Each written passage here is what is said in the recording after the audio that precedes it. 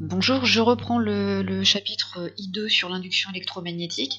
Donc, après avoir présenté expérimentalement le phénomène d'induction, on va l'étudier de façon plus quantitative. Donc, on a vu d'abord que pour qu'il y ait un phénomène d'induction électromagnétique, il fallait qu'un circuit, dans lequel il n'y a pourtant pas de générateur, soit placé dans un champ magnétique variable. Bon, en fait, la grandeur pertinente pour étudier le phénomène d'induction n'est pas que la variation du champ magnétique. Il faut plutôt travailler sur une variation de flux de champ magnétique, et le flux, c'est une grandeur que vous ne connaissez pas encore, et que je vais vous présenter donc maintenant. Alors je démarre sur l'exemple d'une bobine, donc imaginons là une bobine avec un enroulement d'espire suivant un axe ici qui est horizontal, et cette bobine est placée dans un champ magnétique. Vu la taille de la bobine, en général c'est assez petit, on peut considérer que le champ magnétique est constant. C'est important pour ce que je vais faire en dessous. Pour exprimer le flux, vous avez besoin de définir une surface, hein, donc on va considérer la section d'une spire, donc la surface délimitée par l'enroulement circulaire ici, mais la seule valeur numérique de la surface ne suffit pas. Il va falloir orienter cette surface et définir donc un vecteur surface. Vous l'avez vu déjà un petit peu dans le premier chapitre, hein, sur le champ magnétique. Donc ce qu'on définit comme étant le vecteur surface, c'est donc d'abord en valeur la valeur de la surface ici, qui serait la surface correspondant à l'aire d'un disque, et on va ajouter un vecteur normal, qu'on note petit n. Alors vecteur normal parce qu'il va être orthogonal à la section du disque délimitée par la spire ici. Et donc comment on trouve l'orientation? Eh bien avec une règle que vous avez aussi vue dans le premier chapitre, qui est la règle du tire-bouchon de Maxwell. Donc imagine là, j'ai indiqué le sens du courant induit qu'on aurait eu par ailleurs, hein, expérimentalement, comme je l'ai montré dans la vidéo. Donc le courant circule dans ce sens-là. Donc vous imaginez, hein, avec le tire-bouchon, vous tournez en plaçant votre main sur le manche du tire-bouchon, vous tournez le tire-bouchon dans le même sens. Quand vous tournez là, alors si vous vous placez ici, à droite du tire-bouchon, le tire-bouchon va revenir vers vous, donc il y aura un mouvement de translation horizontal et vers la droite.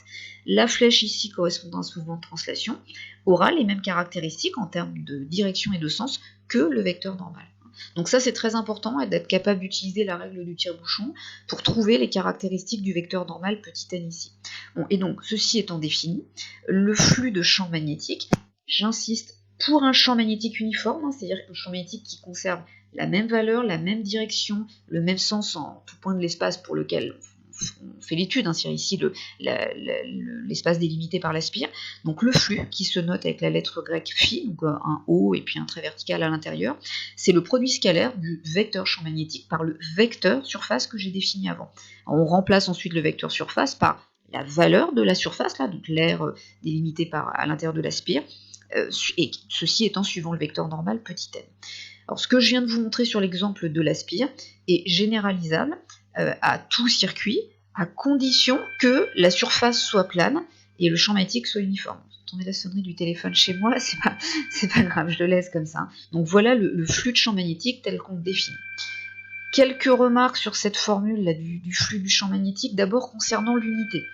Vous avez vu dans le premier chapitre que le champ magnétique s'exprime en Tesla, et la surface, bien sûr, doit être en mètres carrés.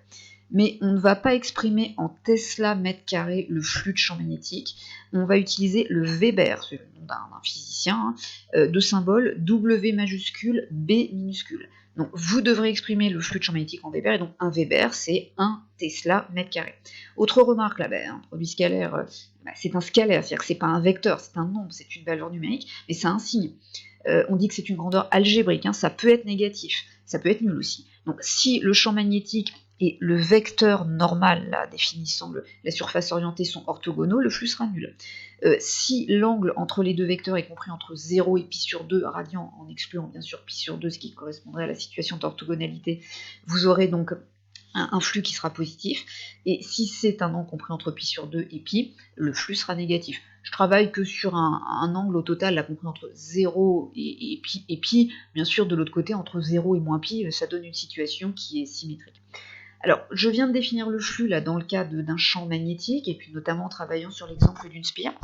Cette situation, elle peut sembler un peu limitée, parce qu'on se dit finalement, dès qu'on n'a plus un champ magnétique uniforme, c'est plus valable, donc comment on fait? En fait, c'est pas très gênant, parce que si vous travaillez sur une toute petite surface, typiquement des dimensions petites, hein, par rapport à l'ensemble des coordonnées spatiales, décidément, vous pourrez considérer que le champ magnétique ne varie pas sur de petites dimensions. Donc, cette situation qui peut sembler restrictive ne l'est pas tant. Il suffit que vous généralisiez cette formule en travaillant sur une petite portion de l'espace, suffisamment petite pour que les variations de champ magnétique soient négligeables. Je m'explique sur la partie suivante. Donc, le problème ici, c'est comment faire si le champ magnétique n'est pas uniforme. A priori, je n'ai pas le droit d'utiliser cette formule.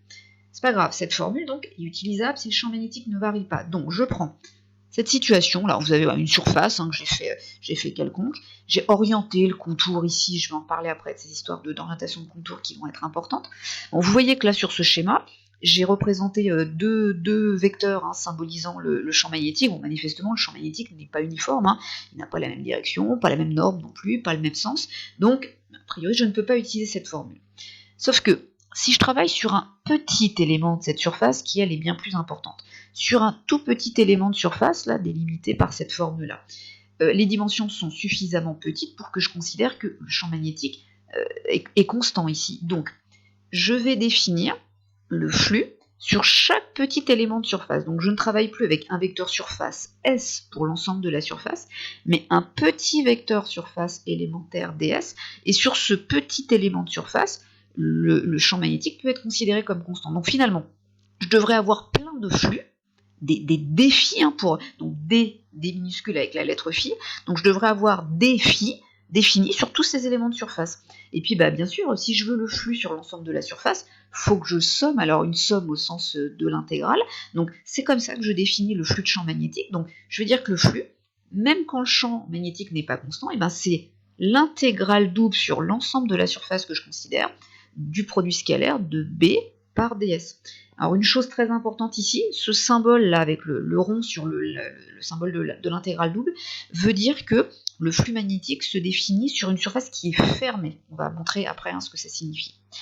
De façon générale, d'ailleurs, ça vous retravaillerez dessus l'année prochaine, de façon générale, on peut définir pour n'importe quel vecteur, n'importe quel champ de vecteur, que je note A ici, un flux de ce champ, et d'ailleurs c'est pas forcément là sur une surface fermée, c'est dans le cas du champ magnétique, le flux doit être défini sur une surface fermée. Pour un vecteur quelconque, on peut le faire y compris sur une surface ouverte.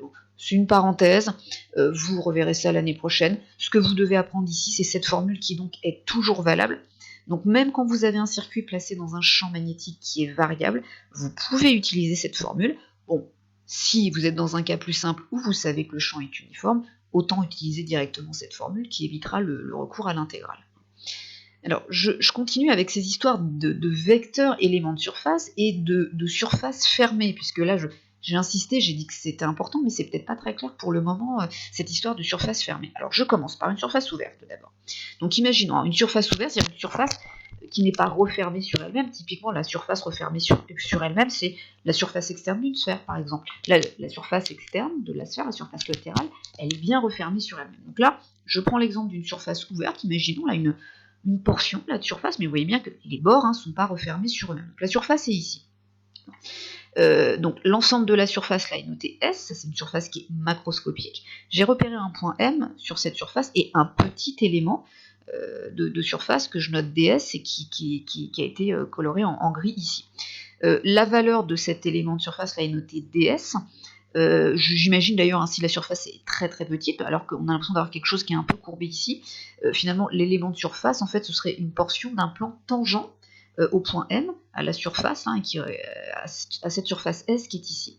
Alors pour définir un vecteur élément de surface, comme précédemment, j'ai besoin d'un vecteur normal qui va être orienté. Alors là je vais procéder de façon complètement arbitraire, j'aurais pu faire en sens inverse. Je vais appeler la face du dessus la face plus, la face du dessous, la face moins. J'aurais pu faire le contraire, c'est un choix complètement arbitraire. Mais ce choix étant fait, je vais donc en toute logique dire que le vecteur n, le vecteur normal à la surface ds, il est donc orthogonal à cette surface ds, et il est orienté de la face moins vers la face plus, d'où le dessin qui est fait ici. Et donc le vecteur surface ds en ce point m, c'est donc la valeur de ds, et la direction et le sens sont donnés par le vecteur petit n. Alors en fait, c'est pas tellement ça qu'on utilisera le plus, parce que vous allez voir qu'en général, on aura des surfaces fermées ou des surfaces orientées par un contour. Alors quand vous avez une surface fermée, je ne l'ai pas dessinée, mais imaginez la sphère.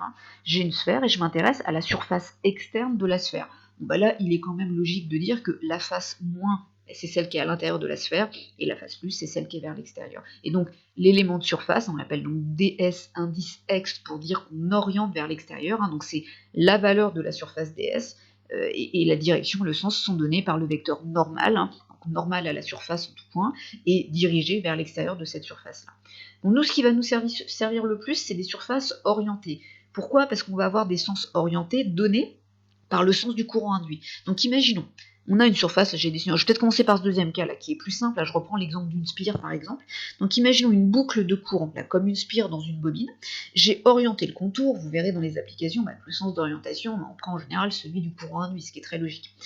Là, vous n'avez pas le choix, le vecteur élémentaire là, de surface orientée, donc je note ds, il est forcément donné par la règle de la main droite. Donc vous imaginez, là vous placez votre paume de main de façon à ce que votre paume enroule le contour d'essai, et donc le courant sort par l'extrémité de vos doigts. Et bien dans ce cas-là, la direction donnée par votre pouce maintenu verticalement est celle à la fois du vecteur petit n et donc du vecteur ds. Voilà. Donc ça c'est important de savoir les retrouver. Donc vous avez un autre exemple ici, ce sera la même chose là, si vous avez une surface donc ici qui n'est pas fermée, on dit que c'est une surface orientée, parce que faut imaginer la surface, ce serait la surface latérale, imaginez une espèce de comme un sac plastique là, qui serait gonflé par le vent, donc la surface n'est pas fermée, il y a une ouverture dans mon sac. Mais les bords du sac, qui serait un sac sans lanière, sans poignée, les bords seraient ici, mais ici c'est ouvert, mais le bord s'appuie sur ce contour. Le contour étant orienté comme c'est indiqué là par cette flèche, pareil, en utilisant la règle de la main droite, vous trouverez qu'en tout point, l'orientation du vecteur surface est donnée comme ceci. Donc ça c'est important, parce que si vous orientez dans l'autre sens, dans votre produit scalaire, vous allez avoir des signes opposés à ce que vous devriez trouver. Donc dans la partie que je viens de traiter, vous devez connaître ces deux formules, donc connaître la formule du flux à utiliser uniquement quand vous avez un champ magnétique uniforme, donc constant en valeur, en direction, en sens. Si vous n'avez pas un champ magnétique uniforme, il faut utiliser cette deuxième formule en passant par une intégrale, donc une intégrale double sur une surface qui doit être une surface fermée. Et pour finir, alors ce qui est très important, c'est ce que j'ai fait là, être capable, le sens d'orientation du contour sur lequel s'appuie la surface étant donnée, être capable de trouver la direction et surtout le sens du vecteur ds. Ça vous servira, et donc ce sera important pour ne pas vous tromper, comme je le disais dans les signes.